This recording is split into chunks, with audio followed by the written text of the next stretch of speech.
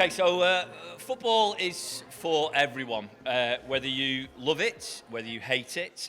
It's our national game. It divides opinion, and everybody has an opinion on football, and most people will turn around and say, I hate football. That is a very broad statement of hate football. There'll be certain aspects of football that you will hate, but not all of football that you will hate, and I'm hoping that my little... is it a soapbox or a rant, will hopefully educate you somewhat in a different aspect of football that you may or may not be aware of. Now, apologies, I've got my phone.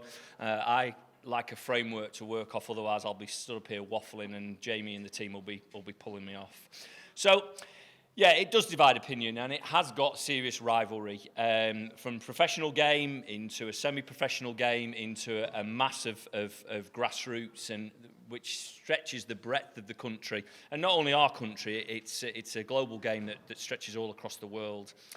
And I would ask you, for those of you, a few more of you have arrived now, which is fantastic, but I would ask you before you switch off to this, going, same old, same old. Simon stood up here whittering on about football. Be like Ted Lasso. For those of you who've watched Ted Lasso, be curious and not judgmental. Just bear with me for a couple of minutes.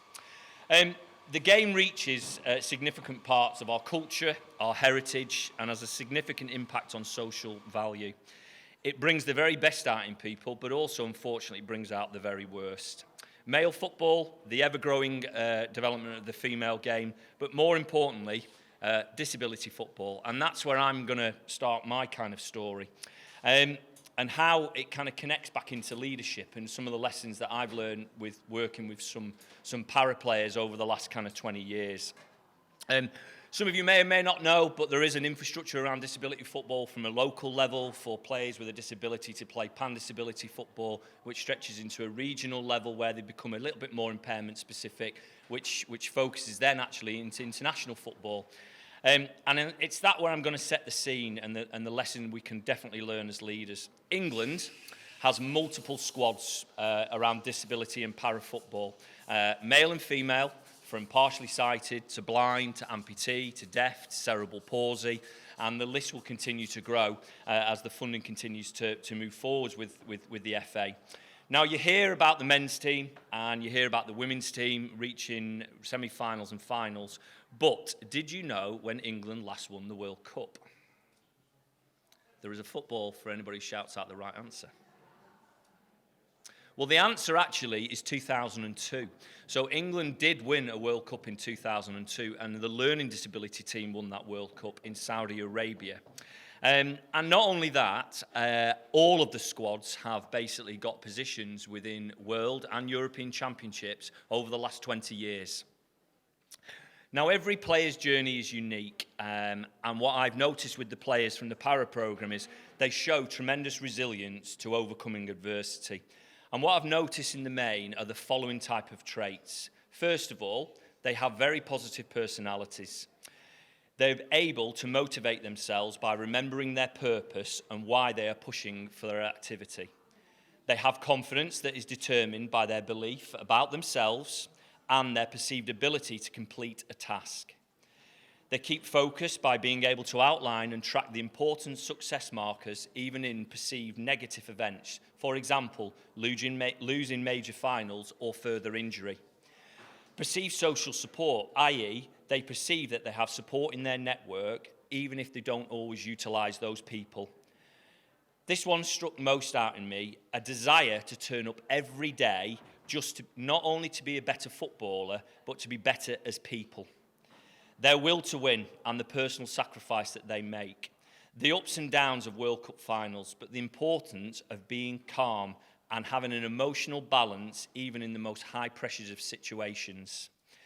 Deep reflection from setbacks is a key trait I've noticed on them. Whatever setbacks they've had in their lives, even in football, they have a deep reflection of that. Now then, with every great teams, there are great leaders. And did you know that the partially sighted team have recently had a World Cup in August 2003 based in the Midlands, and unfortunately lost the World Cup final with 22 seconds to go in extra time to Ukraine. Now, in any team, there is an individual who has a little something else, a little sprinkling of gold dust, a leader both on and off the pitch, and that person is Stephen Daly. His key leadership traits are as follows: the ability to develop a culture of high-performing leaders in each of our players, and high-performance team dynamics which are interwoven, of which you can't have one without the other. He gets to know his staff and his players on a personal level and understands exactly what makes them tick. He keeps it really simple and provides real clarity of message.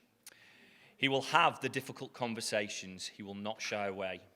He leads by example with exceptionally high standards. He creates a team identity and a very strong values-based approach. Now, Stephen lives in our great county. He's one of the most highest cap players out of the mainstream team and the para programme, with over 150 caps spanning a career of 30 years, and he was awarded an MBE for services to para football and disability sport in 2020. He also featured in a recent documentary following Michael Owen, ex-England and Liverpool captain, as his son has unfortunately developed an eye condition similar to what Steve and the captain of the current partially sighted team has got. So it's well worth a watch. So I hope you will definitely agree and be a little bit more curious that football is a game for everyone. Thank you.